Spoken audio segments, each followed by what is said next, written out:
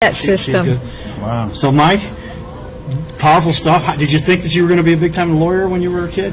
I don't know. I was going through my baby book a couple weeks ago, actually, maybe a month or two ago. And my mom did have a contract in there that I wrote as far as, like, if I got these set of chores done or something, these other rewards would then. Signed it at the bottom? Yeah, and I guess I wrote it up, and I thought, well, I guess I was, kind of on the path. But mostly, I sold real estate out of high school because my family ran real estate since the 50s, really. And I remember once in a while, I was pretty young when I was doing real estate, and people would say, you think we should see an attorney, And it was just really kind of, miffed me off. And I just thought it'd be kind of neat to just, spin the chair around and say, here I am, That's hilarious. Yeah, but so that's kind of how I went about it. And then I know my grandma used to always act like my dad should have been an attorney. He's the smartest guy on earth, all this kind of stuff.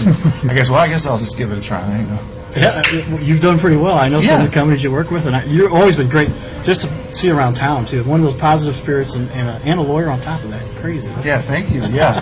That's cool. So, second question we get into, a lot of people can live all over the place. I know people. Dawn, you've been around the country a little bit. Yeah, I've lived all over. St. Louis most all your life. Oh, yeah, all but 2 years. All but 2 years. And Mike, I don't know if you were in I was at North County till about 1994, and then moved here to St. Charles County. Okay. But St. Louis area. What's that? St. Louis area. Yes, yeah, Metro, definitely. Yeah. So, did you go to Mizzou?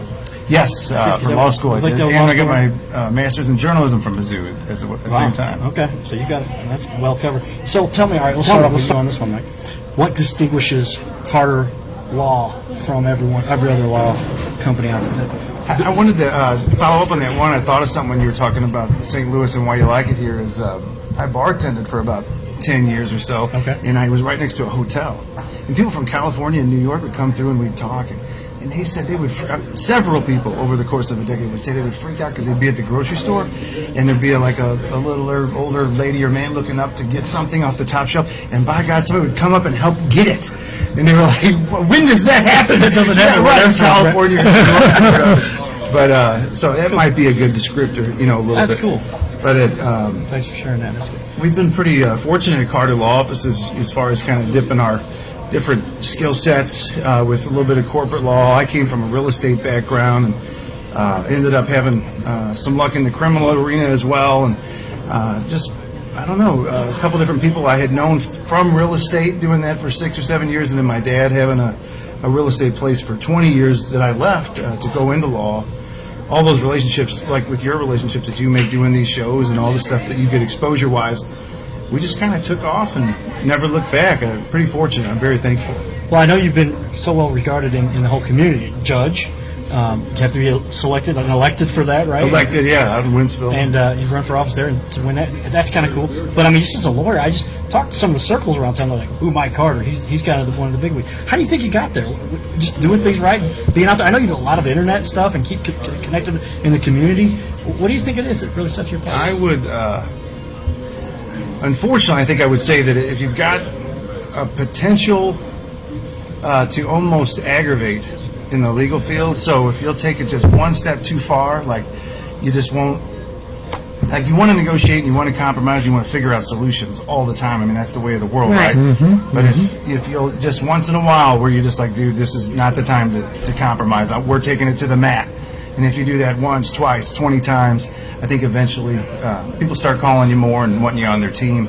It's probably a little egotistical, but I do think you almost have to agitate sometimes a little bit to be good at what you're doing.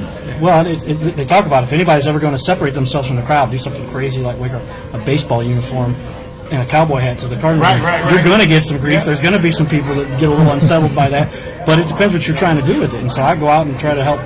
You do a fantastic talk a little bit job about what we do in the community, and I think he's done a lot of that. I'm so excited when you said you'd be on the show today. So I'm like, Mike Carter's like a big wig around here. Thank you. That was very cool. Now you also work with Car Shield. Those guys have done an incredible job. I love those guys. With the Car Shield field out here in O'Fallon and the Rascals. So much they do in the community, and one of the top places to work I saw now too. Yeah, and just incredible things. Yeah, and their bosses are not really bosses. I mean, they really. I've learned a lot from them how to run my law office because they just really kind of hands off but aware at the same time. I've really learned a lot from them, that's for sure. Technology's done a job. Well, the flip side of kind of some of the prior commentary is that the technological base or platform that we have, with things like Dropbox and documents online and suites and things that we have access to, payroll now, you can run payroll for 300 people from your desktop, one person in your pajamas at night, 2 in the morning. You can just fire up your 401k, cost a little bit, go to the website, set that up. I mean, as far as entrepreneurial landscape that's beneficial right now, I think that it's the easiest time to be a small business owner right now. I don't know if that necessarily means you're going to blow up and end up having 500 employees, but if you're going to run a cleaning outfit, if you're going to have a tire store or something like that, all the things that you used to have to pay that would nickel and dime you to death, like she had touched on or alluded to, those things, many times, if you've got the wherewithal yourself and the time, you can run your own little system better than you ever could, even just 5 years right, ago. yeah. Well, those big systems weren't available. I worked at Anheuser-Busch for 10 years and managed email systems, and literally, email was kind of on its own. And I know we're kind of doing that through your business. You talked about it. Yeah, it's a holiday season. Mike, anything else you want to add? Mine's kind of a cheater, but I always kind of fall back on is that we get paid most of the time, luckily. 7 years ago, you didn't always get paid. 10 years ago, barely ever. But now we get paid for most of our clients all the time. But people run out of resources, and sometimes they still have a fight to fight.